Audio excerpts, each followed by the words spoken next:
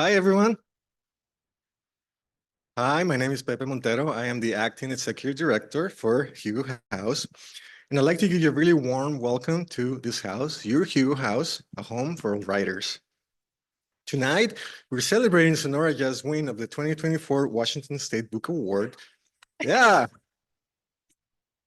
for fiction for her book, The Laughter, a fascinating portrait of privilege, radicalization, class, and modern academia that forces us to confront the assumptions we make as both readers and as citizens. But before we start the evening, I'd like to acknowledge that we are on the traditional land of the first people of Seattle.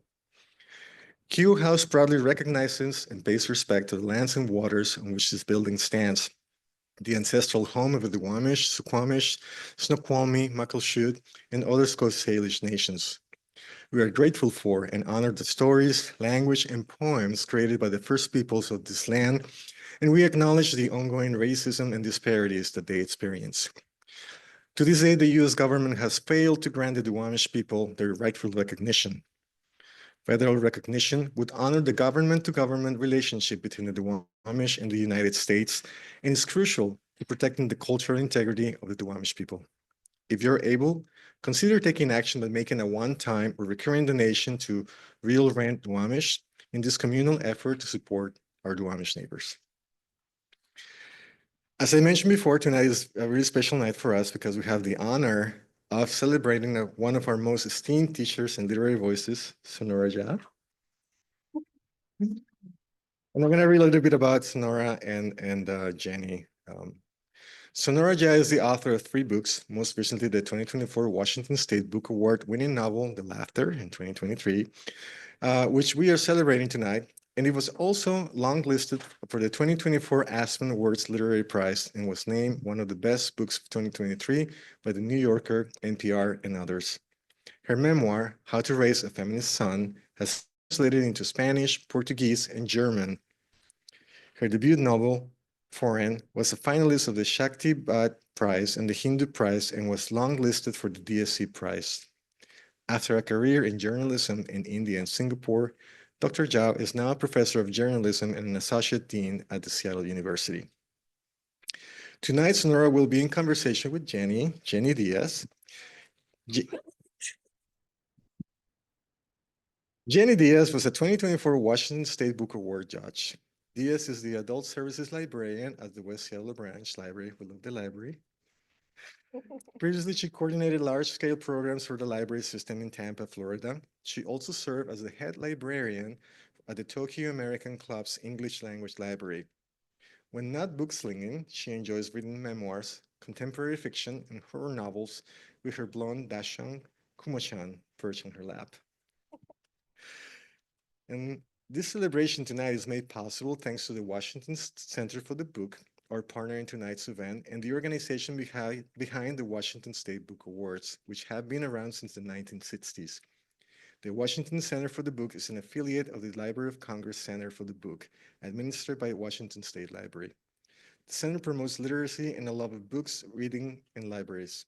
They celebrate Washington's robust literary heritage and shine a spotlight on the contribution of reading in libraries in strengthening communities and in fostering civic engagement. And this event tonight is also being broadcasted online. So without further ado, please join me in welcoming Sonora Jha and Jennie Diaz.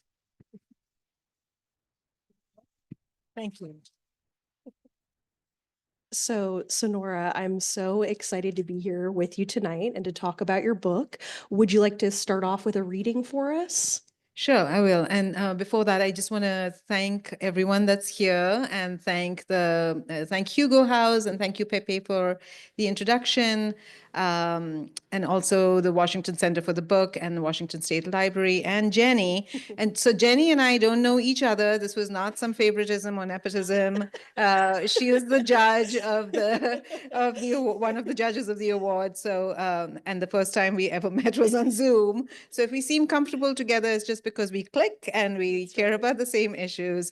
I just wanted to clarify that. And yes, I will read a section.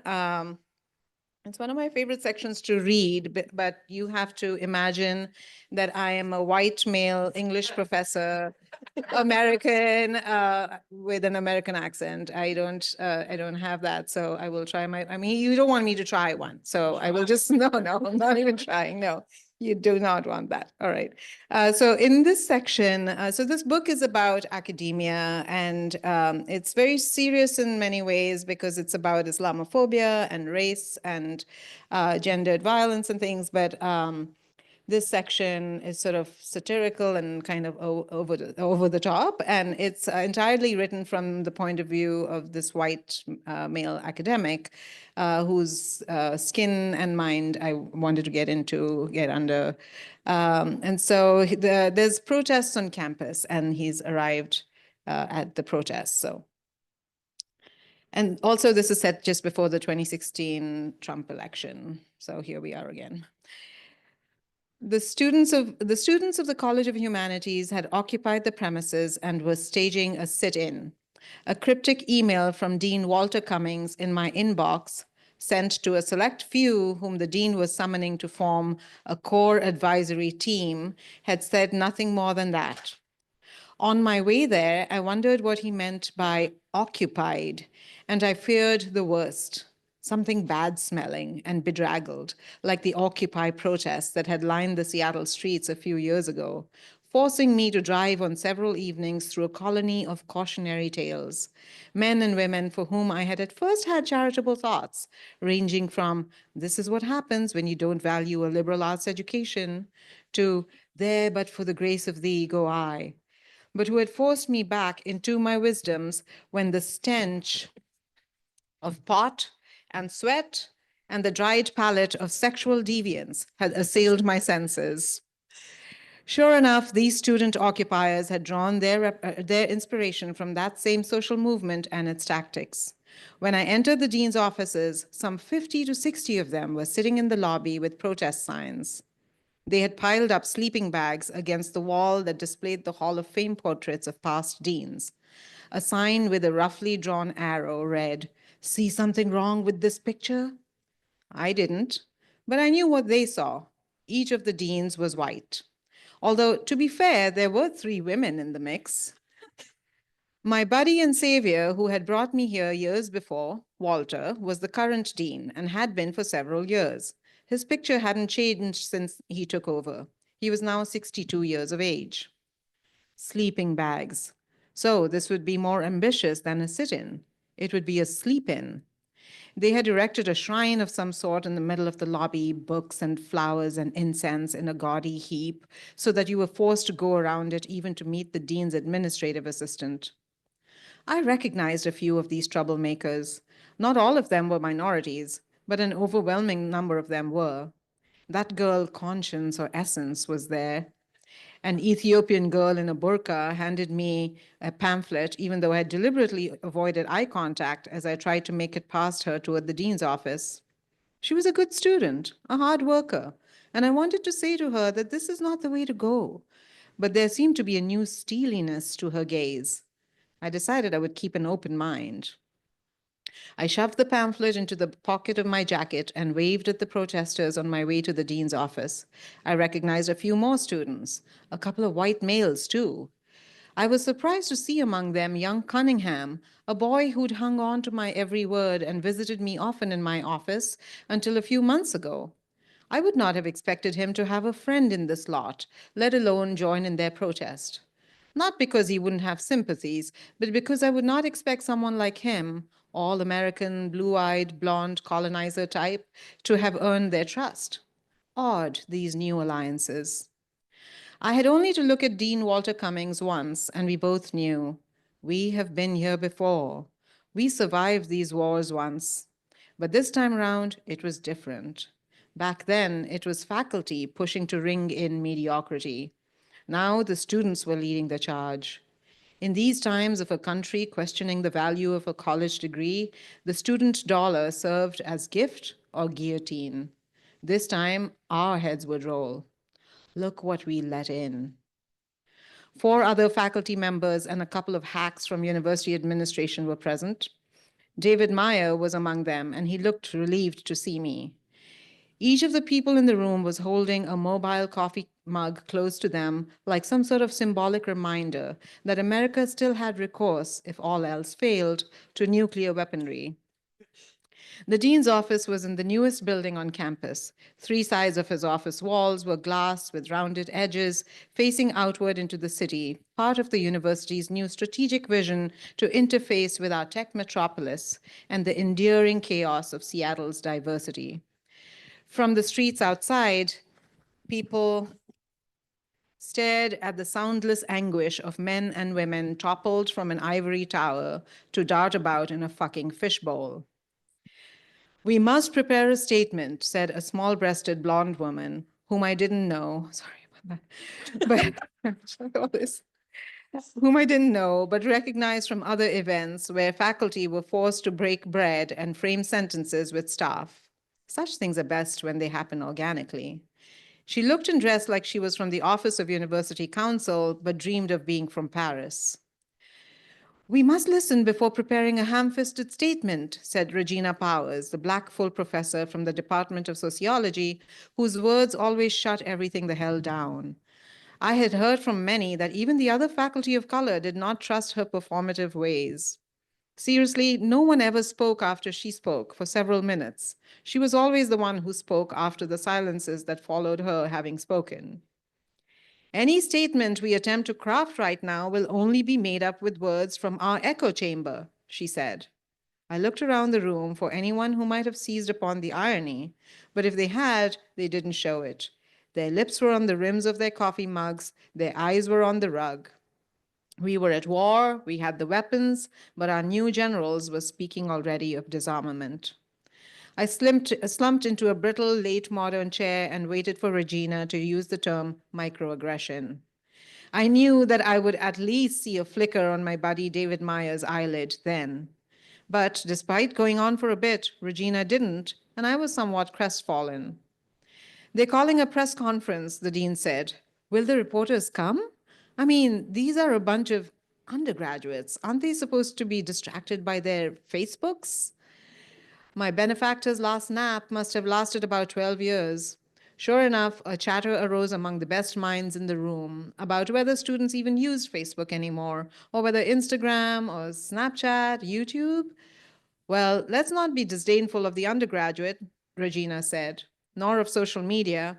Where do you think they organized? They have a Facebook page called, pardon me for being the bearer of bad news, but it's called Down with the Living White Dean and His Dead White Dudes." The dean blinked. Everyone else stared into their coffee mugs as if expecting a fortune to appear written at the bottom. "What does that even mean?" the dean asked. "Well, look at their demands," Regina said. The dean gave her a look that said, "And whose side are you on?" She read the look correctly and added, "If we are to push back, if we are to negotiate with them, we will have to take that charter of demands seriously." "We will not negotiate with terrorists," someone said. It was Meyer. "Let's be careful of the words we use," the small-breasted woman said. "We don't want anything to be misconstrued here." She cleared her throat. "Let me point out that a good number of the student protesters are of the Islamic faith." "Jesus," Meyer said. "God Almighty," Regina said. "Am I hearing this right? Someone uses the word terrorist and we immediately jump to an association with Muslim students?"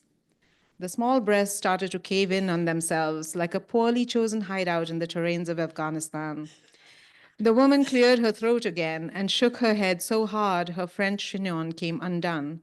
"That is not what I was. My responsibility here is to avoid any—" "Let's all calm down," I said. This was my moment, if any. I had no idea what I was going to say next, but I knew my voice soothed these people, even Regina, if she'd care to admit it. My elocution reminded them of a safer, less complicated time.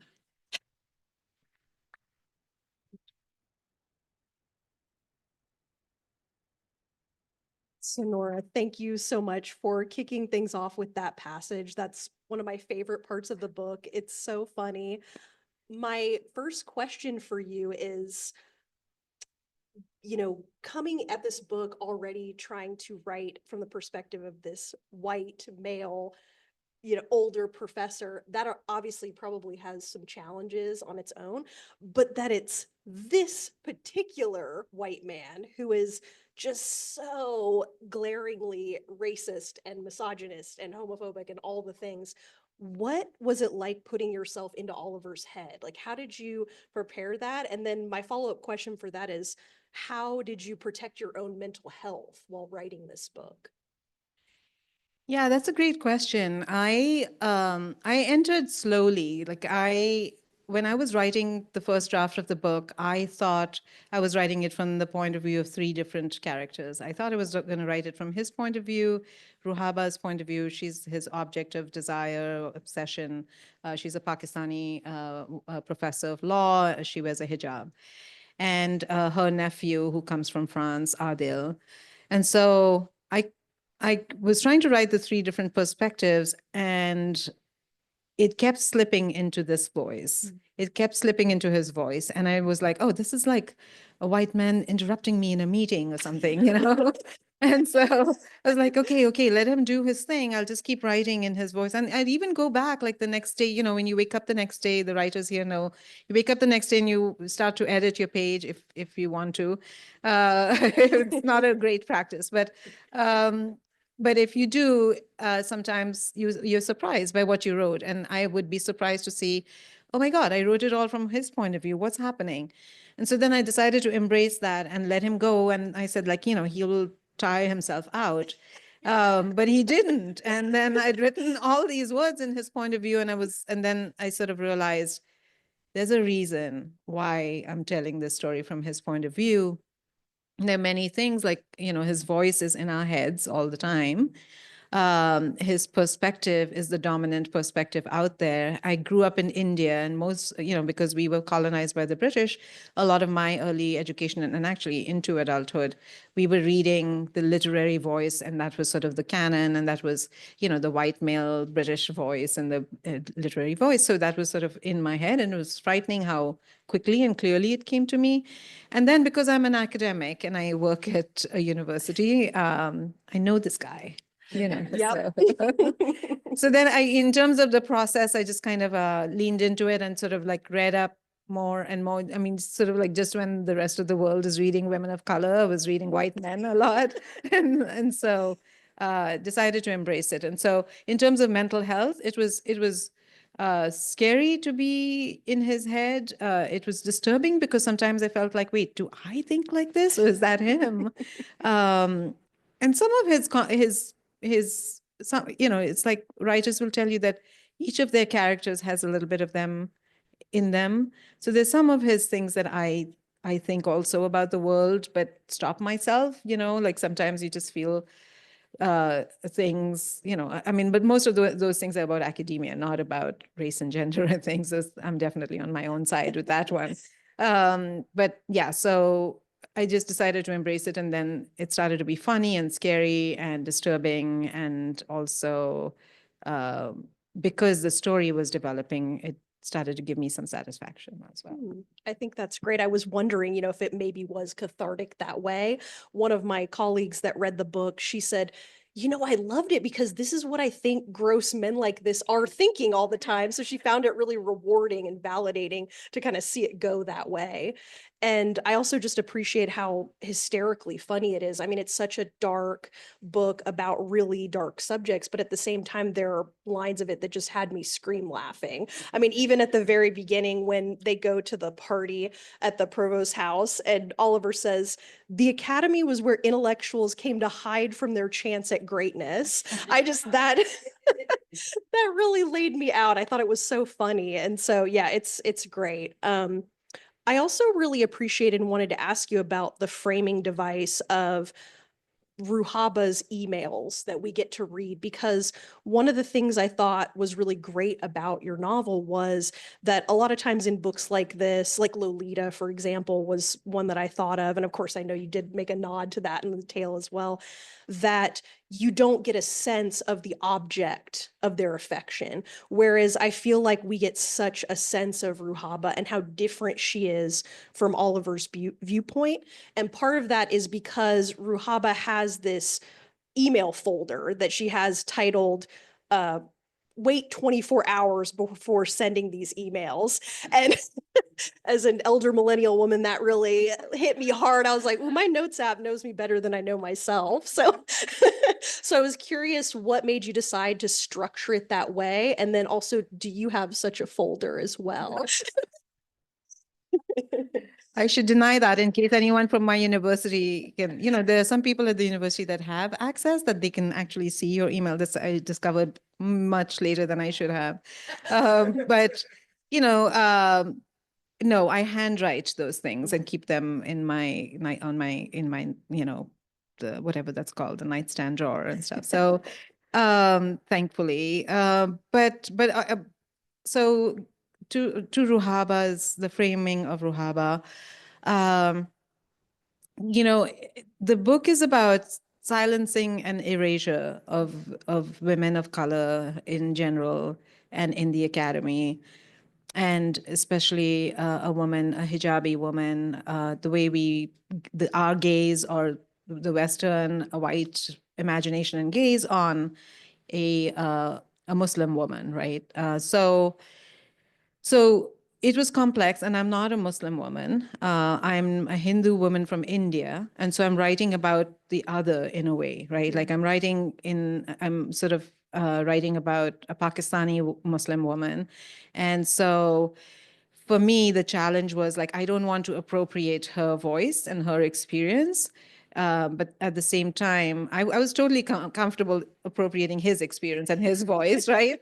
But not hers. And so for me, it was like, how do I bring her onto the page, but at the same time, not trying to appropriate her story? And so I felt like, okay, we are hearing everything, even the emails are sort of like he's discovering some of her emails, like later there's an FBI situation and everything.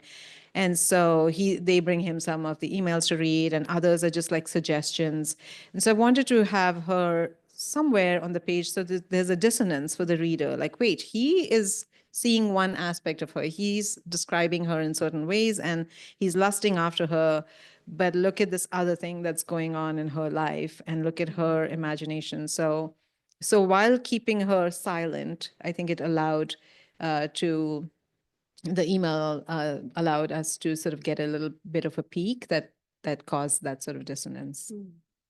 Yeah, I really appreciated that piece of it. It just, and the way it kind of unspooled that we're getting a little bit more about her. And again, just often so different from what Oliver's perspective is on most things.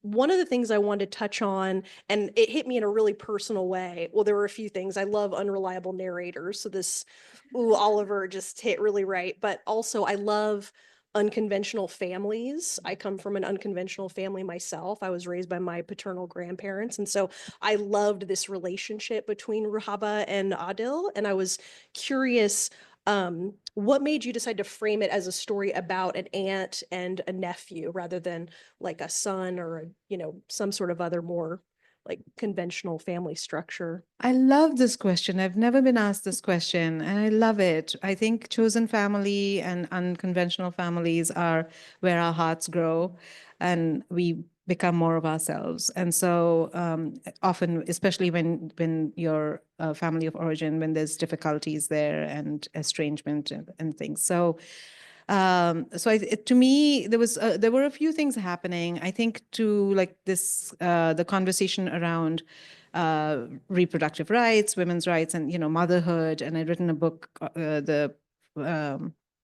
Raising a Feminist Son, and it's about motherhood. I'm a mother of a boy, and so I love that. But I also felt like in generally in society that we're giving this sort of primacy to women who reproduce and mothers. And then in India, it's mothers of boys, giving birth to a son is considered a higher thing. So some of those things were at the back of my mind, and the role of an aunt who has no desire to have kids, of a woman, she's not even an aunt. Like suddenly this thing is thrust upon her from a family that she's estranged from, but suddenly they find her useful, and she's supposed to come and, and rescue them with this, taking care of this boy, and she doesn't know what to do.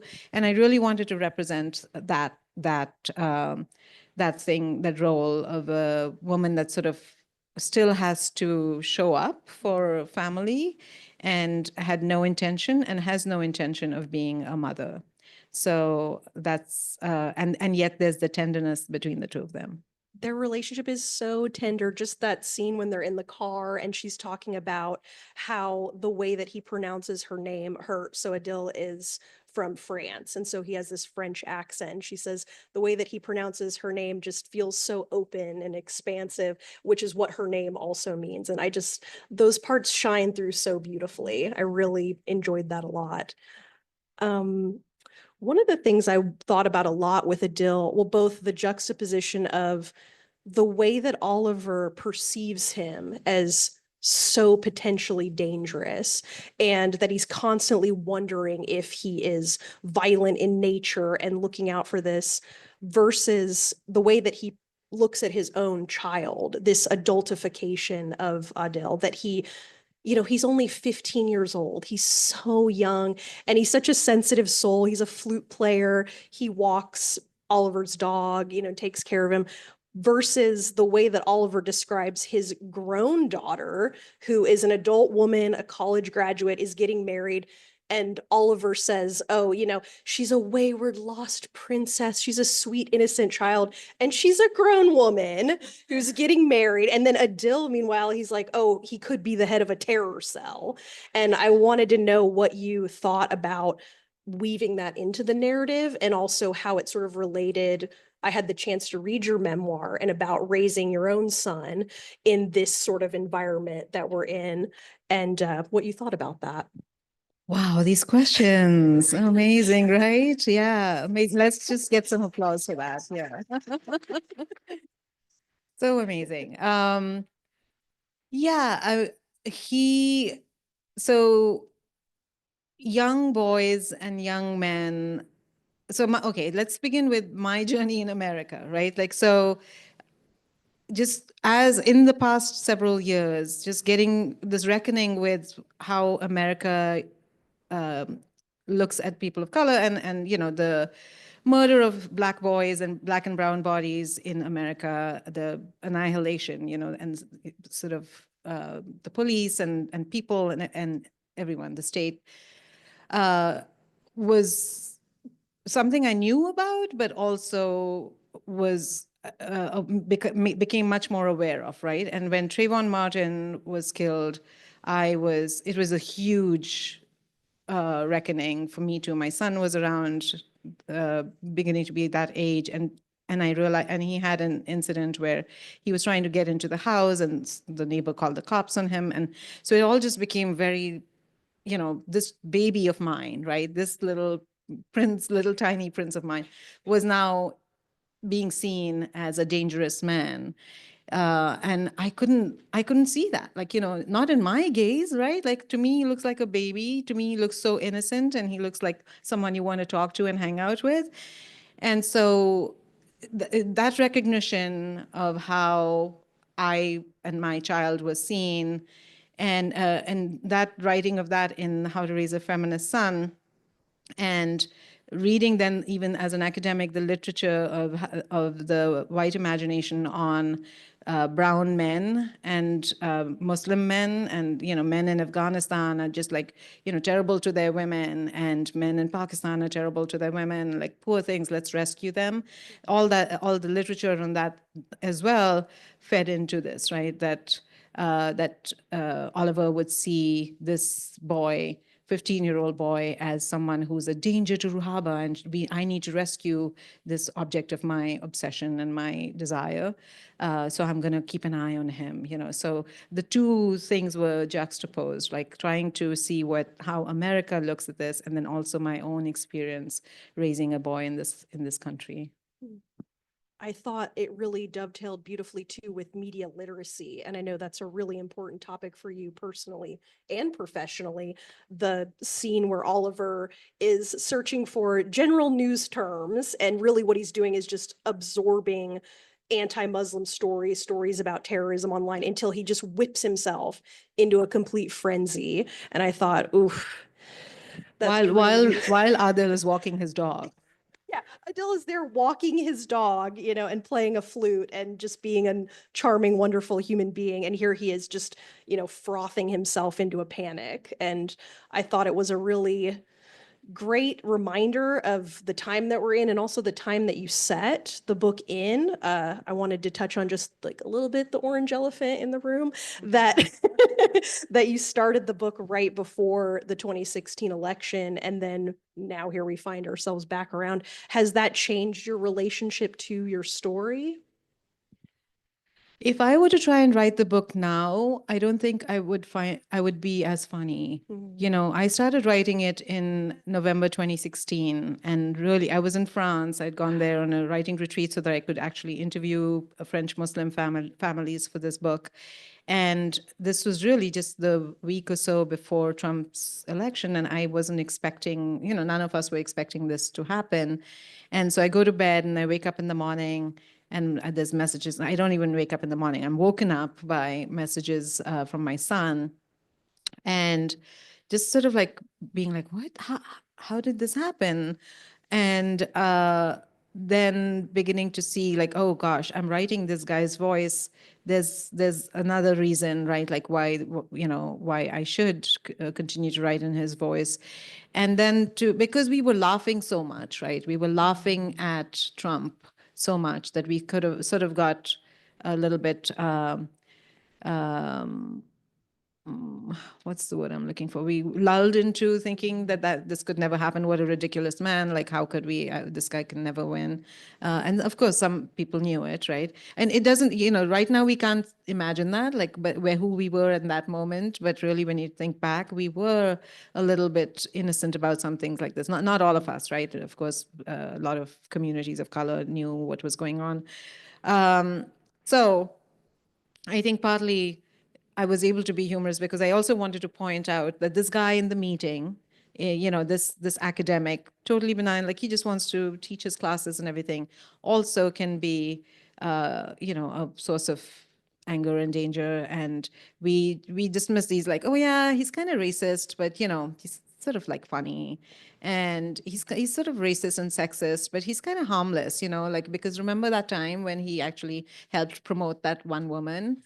So so we kind of excuse that, like, oh, he's of his time, like, let's like ignore him, we'll just wait until he retires. True story. So so we, even in academia, and then so, like some of my white male colleagues in academia say like, yeah, well, there's like, there's never going to be a shooting event, like, oh, sorry, there's never going to be something, like this. And this guy is never going to be dangerous, right? And I was like, I don't know.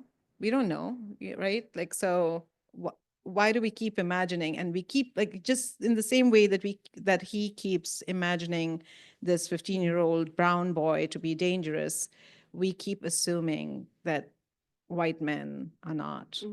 Yes, I even just that the performative allyship of Oliver is actually what makes him so dangerous. And it's what makes him able to ingratiate himself into their lives in such a parasitic and bizarre sort of way. I mean, even towards the end when he's just, oh, something has been lost from my life. I thought, you barely even knew these people. It's really the primary action of the book is over a month. But it's that fact that I mean, I love that Ruhaba knows what he's up to, in some ways, and kind of sees that as something that she can work to her advantage as well. But he's so much worse than we imagine. It's been interesting rereading the book right now and then reading the Neil Gaiman saga unfolding and just kind of taking that in. I saw a lot of parallels between those two things, unfortunately. Um, that brings me to another thing that I thought was really interesting about the book was I love that it was set in Seattle. You know, for Washington State Book Awards, it didn't have to be set in Washington, but I loved that the one that resonated so much for me and my fellow judges was that it was set here and that you captured such a beautiful sense of place. And I felt, I mean, even parts like at one point Oliver goes to the wrong Portage Bay to meet his daughter, and I like almost felt sorry for him a little bit. And I really appreciated that. And so I wanted to hear more about your decision to set it here and be in the place where you actually live. And also about one thing that really stood out to me was a theme that came up over and over was the pretense of progressivism that we encounter here. I'm from the deep South, and you know, our relationship with race is complicated and messy, but it's also kind of on full display. Whereas sometimes I think in Seattle, you hear a lot of like, oh, they're very backwards there, but here we are evolved. And for me, I clock that all the time. And so I found it really rewarding that you address Where in the Deep South? I'm from Florida, but Oh, my okay. family's from Georgia and South Carolina. Wow, So yeah. So I went to LSU. I was in Baton Rouge, Louisiana for 3 years doing my PhD. So I totally noticed that, right? Like it's sort of like, you know, this is a racist person right in front of you, right? Because they're kind of being in your face. Whereas in Seattle, it took me a while because I came to Seattle and I was like, what a great place. Like, look at all these lovely white people. You know, they love me and they're so encouraging. They think I'm great, right? And so, and then it creeps up on you, right? It so slowly creeps up on you, and then it's suddenly you're just like, you know, why aren't they actually being racist to me directly? But there are all these little other things that keep happening. And it took me a long time to figure out, oh, this is a different kind of, this is a, you know, and also then you cannot address it because they're the good people, right? And it hurts them so much. I've lost friendships when I've tried to say, you know, things like that. And so, um, not all white people. Not all. I have a lot of white friends. So just to clarify, and some really good white colleagues as well. And so, but Seattle is so rich for that, right? Like it's so rich for satire. So that kind of thing lends itself so well to satire and to, you know, this sort of endearing kind of thing where people believe that they're good and they're struggling for the right things. And to a great degree, they are, right? Like I love being here. This is home for me. I was, you know, but I should also say that my son has grown up here as a brown skinned man. He's now a young man. And I remember once we went to India and we came back and I said, oh, so I walk with a limp and I had this like, you know, there's sort of a stigma in India and I would be sort of taunted in the streets and mocked and things like that. So my experience of being a disabled woman walking in the streets in India and the gender sort of gaze at me was my experience that made me uncomfortable. Whereas here in Seattle, I feel like I can walk down the street and no one's like calling me names, right? Like about my leg and stuff. So I was telling my son, oh, I feel so much easier walking down the street in Seattle. And he said, wow, because I don't. And it's the other way around for me. And I just like something just like my heart fell into my stomach. And I was like, I'm so sorry. Like I made this decision for us to move here. So but then where in the world do you go, right? Like in India, he's more privileged, I'm less privileged. Like, so we just have to try and build a better world. And what I do love about Seattle is that there are people like Ruhaba, right? There are people and other, you know, lots of people who gather around. There's lots of allies and we find those communities. And I found my community and there's so many of you here. So you find your community and you work with them and you march in the streets with them and you enjoy and have great meals with them. I love that. And I also really loved the character of Essence. I feel like that falls into that as well, that the book has so much to say about gender and Oliver's perception of things is so incredibly gendered. But then, and I also like that Oliver thinks he's kind of this trickster. He has this energy, like he goes on people's Facebook pages and likes their Trump posts and then unlikes them later just to mess with people's heads. But then you have this character of Essence who is a gender non-conforming person. And they have this feminine energy and this power over the trajectory of the story. And I loved that part of it too. I felt like that was sort of Adil and her connect so strongly that that's sort of a community finding moment as well. Was that a character based on someone that you know, or sort of an idea that you had? Yeah, I mean, definitely someone that I know, but also sort of like picked from so many different people, right? But the point of that I wanted to make through the Essence character is that she's so important to Adil and Ruhaba's life, but Oliver doesn't even see her coming. Yes. He doesn't see Essence. He imagines her as a shadow somewhere, like, oh, there was a shadowy figure or something. And, Black women friends have talked about this with me. And then I go and do the research, and I'm just like, this is something that needs to be talked about more. And I'm going to try and do that as this other character in the book as well. Yeah, it struck me that he couldn't remember her name. He was like Conscience or something like that. And I thought, oh boy. My question for you too, it's interesting that in this book, it's on a campus in Seattle, it's professors. Do you have any awkward moments with students who have read the book or colleagues, or was there any sort of fallout of that people think that this is a story about your life? Let them think it's a story about my life. That's great. um, my students loved it. That's great. Like, I was just so relieved. I advise my campus newspaper, and I tell them, you're not supposed to write, but they said, we got to review your book. That's just our, like, journalistic duty. So they did. And I was so nervous. Like, I was nervous about the New York Times review, and then I was nervous about the student newspaper. And I told them, like, I'm watching for both. And they picked up on so many things that I hadn't imagined, like, that they would pick up on, and that they saw new things in it that I don't know whether I myself saw. That is so refreshing, right? Like, it's a different generation, and they have a different understanding of the world, and I'm constantly amazed and inspired by them. So that was great. So yes, a lot of my faculty have read it. They did book groups like the Women and Gender Studies and everything. That was so lovely. And the interesting thing is that most white men have said, oh, like this guy, right? And I'm like, I mean, no one thinks it's them. No one thinks it's them, which is amazing, safety, right? But also, like, really? Like, you don't see that you said that thing to me 2 years ago. You said this. And everyone thinks it's someone else, right? Like, so, I mean, like, everyone thinks it was some other guys voted for Trump. And I'm like, I don't know, man. The numbers are sort of showing that they might be among us, right? So, yeah. The calls coming from inside the Right, house. exactly. I had a question too, and I'm kind of manifesting this and putting it out into the universe.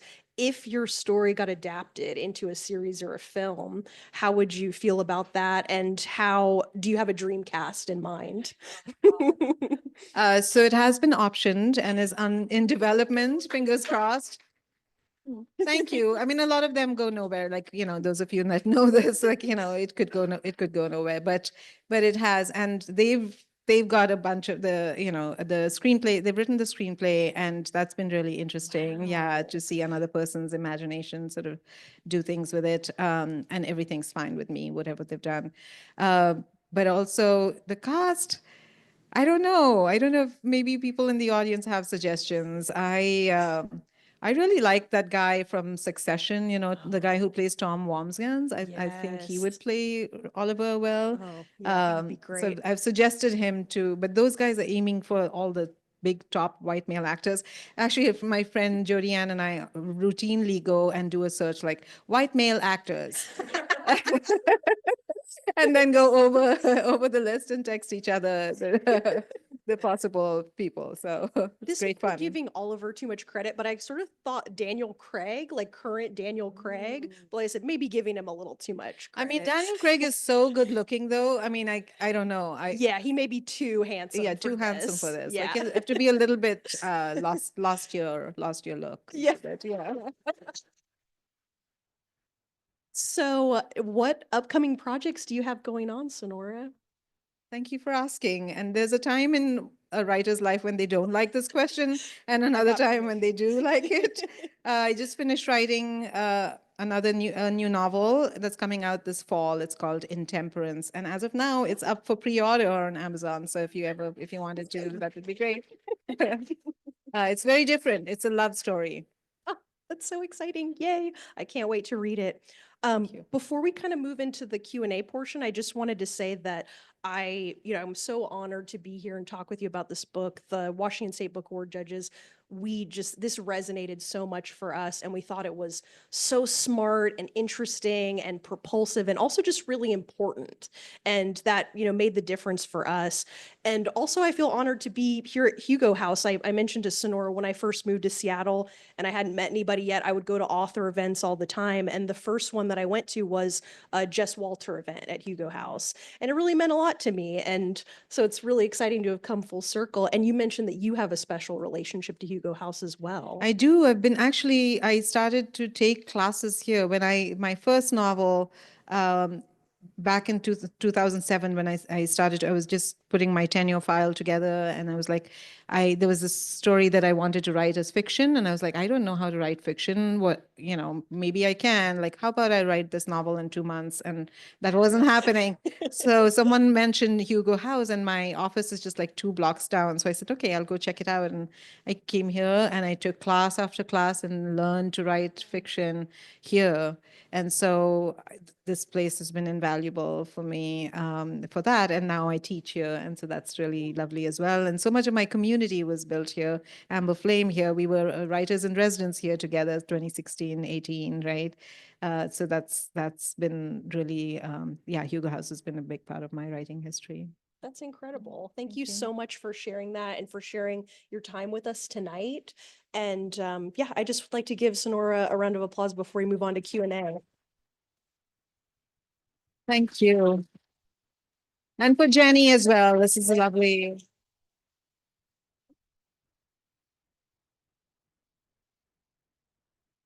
So any questions? Sarah. Yes, please. I have a question. So you mentioned in writing your perspective from Oliver and the other characters that you were more comfortable appropriating certain personas or, I don't know, perspectives, viewpoints to get your point across. My question is, what counts as due diligence when you're appropriating different perspectives? Is it all about what personally makes sense to you and then being respectful? Where's the line? You know? I love that question. I get that from my writing students a lot as well. So in this particular case with Oliver's voice, because I wanted to be subversive, because the white male voice has taken the voices of women and people of color for centuries and written from our point of view. And I was like, hey, how do you like this, right? So partly it was that, but then the due diligence part comes in as well. I didn't want him to be a caricature, right? Like he has to have a life and a heart and desires of his own. So that was something I wanted to work in. And the first draft, I will admit, was caricaturish. My son pointed that out to me very clearly. And so I went back to work on this, and also for good literature, it has to be a sympathetic character. Like people have to be able to relate to him and see. So I had to walk that that line between the two, and so I did multiple drafts, and then I gave it to a couple of white male writers and friends, and said, here's your opportunity to be useful. And you read this and tell me what you think. And they gave me some pointers. And most of the pointers were like, he has to think more about sex. And I was like, oh my gosh, okay, thank you. I will do that, right? And so, and then just sort of reading a lot around that, right? So the sensitivity read that I got from the white male perspective. Now, if you so it's about whether you're punching up or punching down as well, right? So if you're writing from the point of view of people whose voices have been marginalized and you're not part of that group, right? That's the more important part of that discussion. You do that you do a lot of research, then you do a draft, you show it to people who belong to that community, you get perspectives from them, and if they say, hey, this is terrible, like don't do this, you don't do it, right? there's there's a good reason for what they're saying. Maybe you've done it really badly, and you say, okay, maybe I'm going to try again and do it better, right? So there's research involved. There's reflection. There's going back and forth between with the conversations, and really asking yourself why you're doing it. Like, what is the purpose for this? Is it just to be cool? Is it actually to represent and to have like these whole lives that you're showing, that not someone's not just coming in as a funny gay friend maybe, or the black best friend or something, and do people have their own trajectory and their own desires and story arcs in the story? So it's a complex thing, and they can run a whole class about it, but these are some of the questions to ask. Yes. So you build these amazing characters, and I think this is based on the question about setting it in Seattle too. How do you feel about world building and the exploration of that? Like, is that like a thing that you go towards, or does the character always tell the story for you? How do you approach like the surroundings and things like that? I love that. So the question is, I know we were told to repeat the questions, right? The question is like, it's set in Seattle, and how do you do the world building? Like, do you decide on the characters first or the place first? One of the books, the books that I was memorable to me many years ago was set in New Orleans. It was called A Confederacy of Dunces. Yeah, and it's really interesting. I don't know how well it's aged, but it's got all these complex things, but very memorable characters. And New Orleans felt almost like a character in the book. And to me, it was like, when I write about a place, I want to bring a place alive like a character in the book. And so Seattle lent itself well. I feel like there aren't too many books that are set in Seattle, right? So these characters were definitely going to be set in Seattle. And I wanted to write about, about the city that I've chosen as my home now. And so I just decided to go for it. And then, I don't write much description in the first couple of drafts, and then I go in. And so then depending on what's happening with the characters and their world and their mood, like, with Oliver going on that walk through the fog in November. So, and, 1 year had passed since I had to write my description. So I was like, okay, it's set in November, it's set in October. What's going on around me? Let's look at the leaves, like, let's look at the fog coming in. And so then that becomes enjoyable, and it's sort of like develop that relationship to place. In my next, the forthcoming book, I've put her, it's also set in Seattle, and this character lives on a houseboat. I was like, let's do that. I don't, but so I had to go and do a little bit of research and enjoy that part of it. Thank you. Does anybody have any other questions? Nope. Yes, Carla.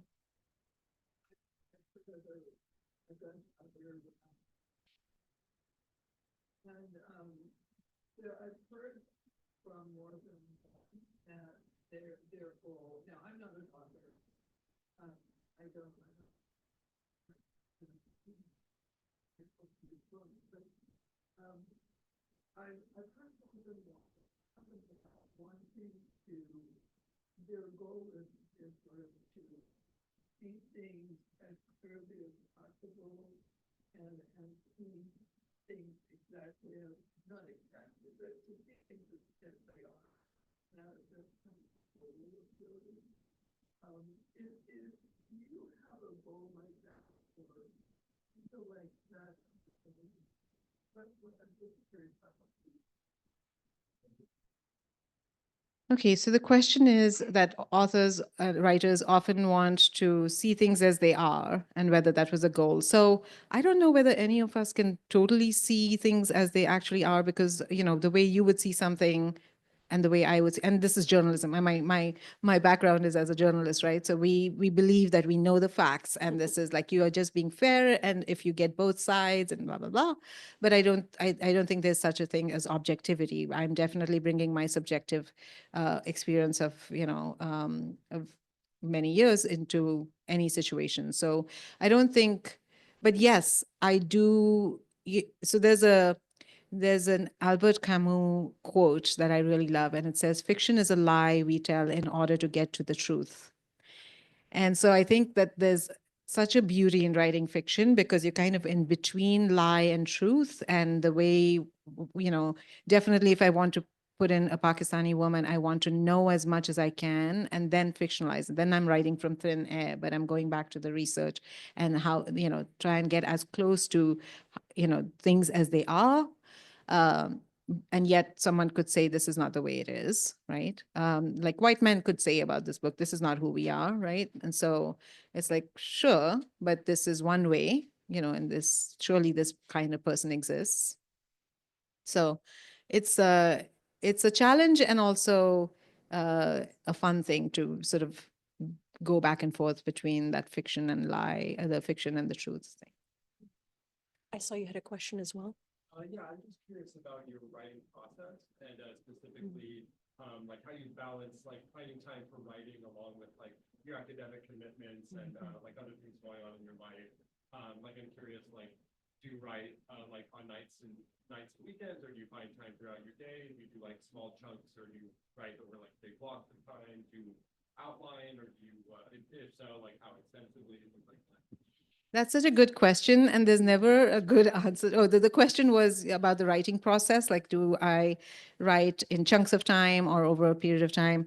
I think it's so difficult to answer that because each book I've written each book in a different way, but also I think I do my best work at writing residencies. Now that is just a hugely privileged and thing to have the privilege to be able to go to a residency and have the time and all of that, but I know that for me, locking myself up in beautiful places and just staying with my character and staying with the story almost, I mean, to be in this head, like, when you talked about mental health and I wasn't taking good care of myself, right? At some point I was like, who am I? There's like, and totally letting myself almost be possessed by this man and his voice and his desires was important, right? So similarly, so I've done that kind of a few times where I've really wanted to inhabit the character's head and to stay with the stories and so be completely beholden to the story. And that is when you just lock yourself up for a few days. And I think that really, really helps. But that's not everyone's process. And there's an editing and revision process, which is different. So for me, it's like a back and forth between research, taking some time off to go write like in a frenzy, coming back. And so there's no organized time like, oh, I will write from 9 a.m. to 12 on Saturdays. No, I mean, I just, the procrastination and the guilt and everything also helps, right? So, yeah, so it's different times, but, I remember once talking to a writer friend, and saying, I wish I had the writer's life where I could just like have all these hours to write and I would be so good because I would be reading and writing. And she looked at me and she said, what if this is the writer's life? And that was so useful because, we know so many writers have written, squeezed out time and everything. My first novel, I was a single mom on tenure track. I was finding 2 hours here and 2 hours there writing and, telling my son to eat frozen pizza so I could write, so it's just, it's different at different times. But I think if you are someone who's got a disciplined practice and are able to do that, that is a good thing.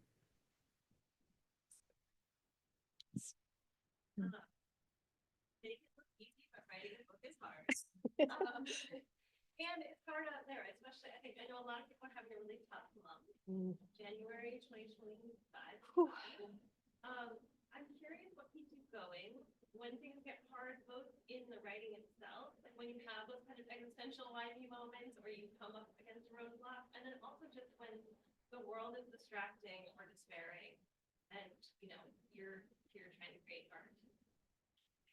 That's such a beautiful question. Thank you. It's the question is, how do you continue to make art and how do you continue to be dedicated to the practice when the world is going to hell in a handbasket, right? And I think sometimes this sounds twisted, but sometimes I think that is what drives me. I am driven by the idea, by the struggle, by social justice sort of questions and deep things. And so it gives me momentum in a way. it starts to feel urgent, right? Like, so in this, when I was writing this in 2016, I wrote the first draft in 7 months. Because it just felt so urgent to me. The first novel was about farmers' suicides in India. This is all based on interviews and, on this actual agricultural crisis in India. And that was driven by a sense of responsibility for the people that I interviewed. And that just felt like any moment that I was just lying around eating ice cream felt like a waste of time, right? I did that, but the guilt helped after that, right?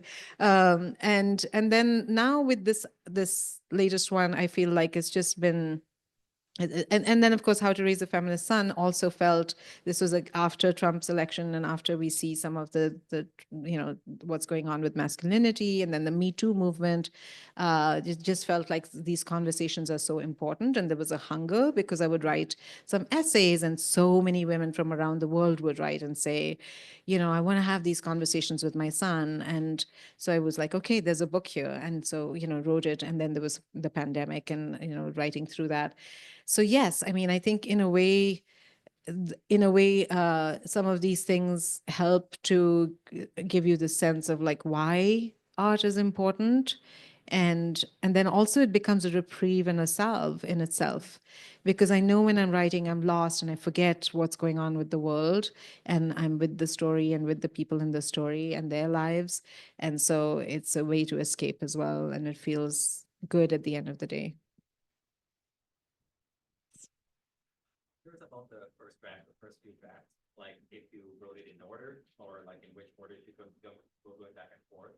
And if there were parts where it just feels like it wrote itself and other parts where it was like really hard to get through.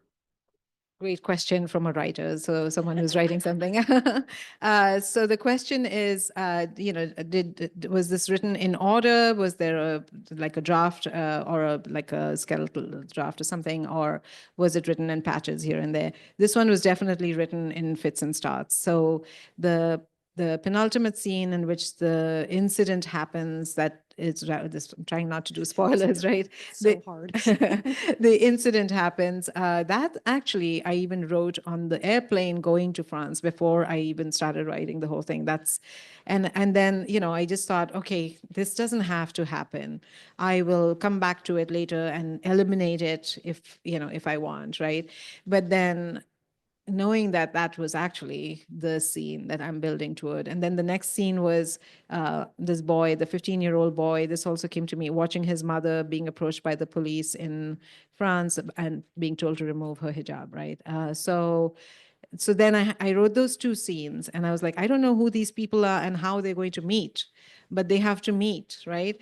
And so then the story started sort of to form itself. And and then the drafts of the story also started to inform themselves, like, okay, take this character out, this character, and then this character's the main character and the main voice and things. And so those things are both frustrating, because it's like, gosh, now I have to take this character out, or I have to change the point of view and all of that.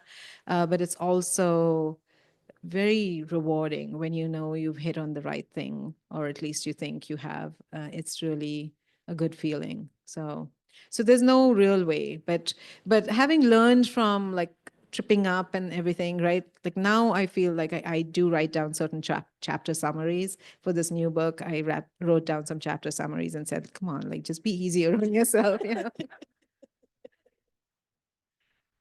Sarah, did we have any questions from the online? Okay. Anybody else? Last chance? Okay. Well, sorry. Yes. I So picking up from what your story discusses, I got one question for you. At what point does ignorance become bigoted? Conversely, at what point does it become curiosity? Is it about intent to you, or because some people simply don't understand some things? Cool, that's the whole point of talking about stuff. But at what point does it become genuine conversation versus, I don't know, idiosyncratic, formative bullshit? I mean, honestly. So what's the context? Can you give me a little more context?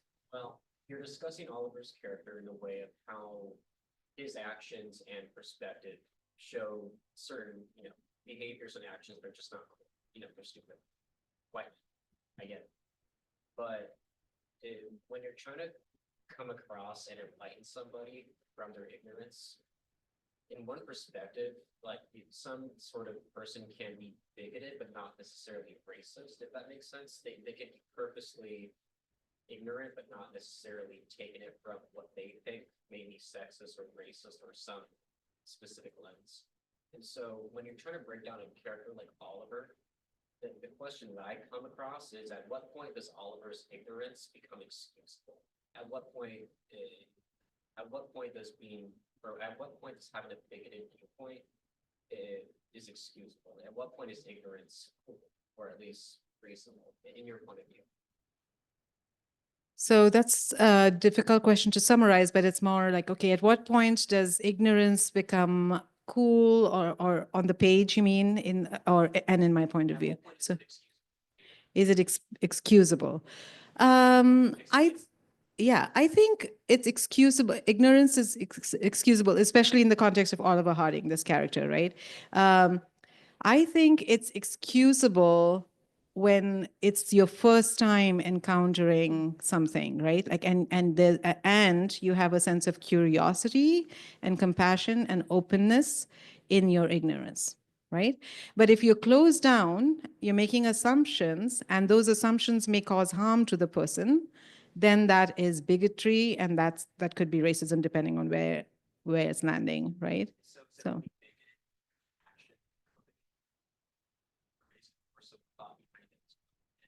Sounds semantic but like having thought doesn't necessarily make somebody evil.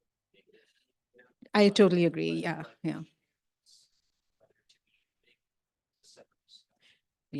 So from your perspective, your cultural background, at what point does that bigoted thought become, I don't know, I'm trying to think about I want to weigh in just a little bit here as a reader. One thing that struck me about Oliver, and it's really helpful, because if he was just this insidious person the whole time, it would be very difficult, right? But he has many opportunities to see, when the FBI comes and they're accosting Adil and Ruhaba, he thinks he's horrified by it. He thinks, let them in. Like, why are we pushing people out that are Muslim? Why are we behaving this way? It's like he's so close to getting it, but then he falls apart back into his own self-serving interest, in his desire to possess Ruhaba. I mean, even in one part, he says, I was trying to think Ruhaba's thoughts. Like, it's not enough to even be around her or to perhaps be in a relationship with her. He wants to inhabit her. And I think that's maybe part of, like, he has opportunities to be enlightened and he eschews them. Yeah, and in that I was deeply inspired by Jordan Peele's Get Out, right? Like, So good. which is like, I like love these are seemingly good people. Look, how has everyone? If you haven't, please watch that movie. These are good people. They voted for Obama. They would vote for him a third time, right? They say that very quickly in the film. And so, but at the same time, there's a fear and a desire to consume the other, right? And consume what's cool about the other, right? So I think Oliver Harding means well sometimes, but for how long do you stay ignorant about something that you have engaged with, you are trying to consume, and in your fear, you also want to erase, right? So those are the complexities. So I don't know if you read the book and whether so I think if you read it, I would love to have this conversation once you read it, because I hope that I've been able to create that complexity and show this man who strides all of those things, right? The ignorance, bigotry, and everything else. So thanks. Well, thank you again, Sonora. It was such a pleasure, a delight to sit here and talk with you about your book that I loved so much. Thank you, everyone, for coming tonight, and to our online audience as well. And also thank you to Hugo House for having us here, and Sarah as well with the Washington State Library that did the Washington State Book Awards for us. So thank you, everyone. We really, really appreciate it. Thank you so much, everyone. Thank you. Thank you.